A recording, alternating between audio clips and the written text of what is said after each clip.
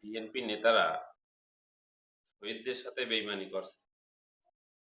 কারণ বলছি, প্রায় 2000 লোক এই আন্দোলনে শহীদ হয়ে গেছে।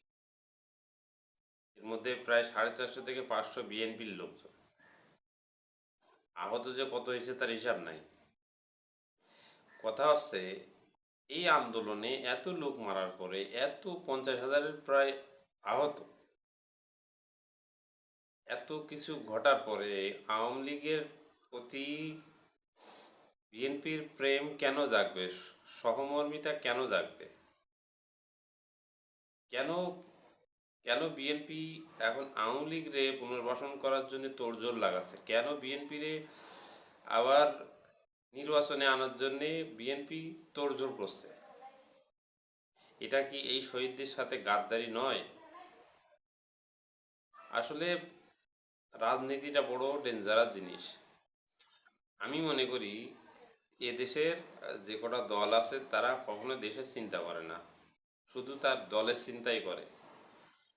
কথা হচ্ছে, এই যে বিএনপি আওয়ামী লীগের পুনর্বাসনের চিন্তা করছে, এই যারা আন্দোলনে শহীদ হয়েছে, যারা আহত হয়েছে, যারা এখন বর্তমানে এই আন্দোলনে, বৈষম্য বিরোধী আন্দোলনে নেতৃত্ব দিচ্ছে, যদি কখনো আওয়ামী লীগ আসে এদের কি অবস্থা হবে কখনো কি বিএনপি চিন্তা করে?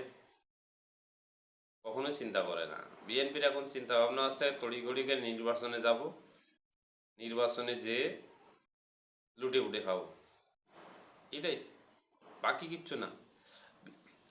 বিএনপি যারা আছেন তারা হয়তো এটা খারাপ মনে করবেন, কিন্তু আসলে বাস্তবতা এটাই। আপনাদের ভিতরে কিছু কিছু নেতা আছে যে এই দলকে ধ্বংস করে দিচ্ছে। এই যে মির্জা ফখরুল, মির্জা আব্বাস, রুহুল কবির রিজভী, এদের কার্যকলাপ বিএনপির ভালোর জন্য আমার মনে হয় না, দেশের মানুষও মনে করে না। দেশনায়ক তারেক রহমান যদি এই নেতাদের বিরুদ্ধে ব্যবস্থা না নেয়, সঠিক সিদ্ধান্ত না নেয়, ভবিষ্যতে বিএনপি আরো বিপদে পড়বে। এটা লিখে রাখেন। বিএনপি আওয়ামী লীগরে কেন আনতে যাচ্ছে, এর একটা কারণ। কারণ হচ্ছে যে ছাত্ররা যদি একটা দল করে, তো ছাত্ররা জামাত, তারপরে চরমনায়, হেফাজত আর ছাত্ররা মিলে যদি বিএনপির প্রতিপক্ষ হয়, বিরাট একটা শক্তিশালী হয়ে যাবে, শক্তিশালী প্রতিদ্বন্দ্বী হয়ে যাবে। অতএব যদি বিএনপি 200 আসন পায়, এরা 100 আসন নিয়ে যাবে, এটা শক্তিশালী বিরোধী হয়ে যাবে। কিন্তু এখন বর্তমান আওয়ামী লীগের যে পজিশন, তারা হায়েস্ট 20-30টা সিটও পাবে না। এই পয়েন্টটাই বিএনপি ধরে এগোচ্ছে যে ভবিষ্যতে এটাই করবে, কিন্তু এরা বুঝছে না যে এই আওয়ামী লীগ বিগত যতবার বাংলাদেশ শাসন করছে ততবারই দেশটাকে ধ্বংস করছে। 72 থেকে 75 হোক, 96তে হোক, 2009 থেকে 24 পর্যন্ত হোক, পুরোটাই কিন্তু ধ্বংস করছে। তো এরা যদি আবার ক্ষমতায় আসে, বিএনপির অবস্থা, বিএনপি কি ভুলে যাবে? এত মামলা, এত নেতাকর্মী গুম, এত হত্যা, তারপরেও কেন বুঝি না।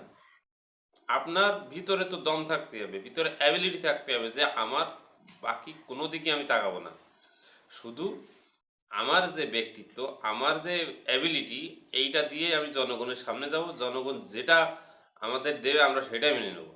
আমরা তো আর আওয়ামী লীগের পক্ষে এটা ছাপাই গাওয়ার কোনো দরকার নাই। আপনারা কেন করছেন? আপনারা এই যে 450-500 লোক আপনাদের মারা গেল, এদের এদের সামনে যে আপনি কি বলবেন? এদের পরিবারে কি বলবেন আপনি?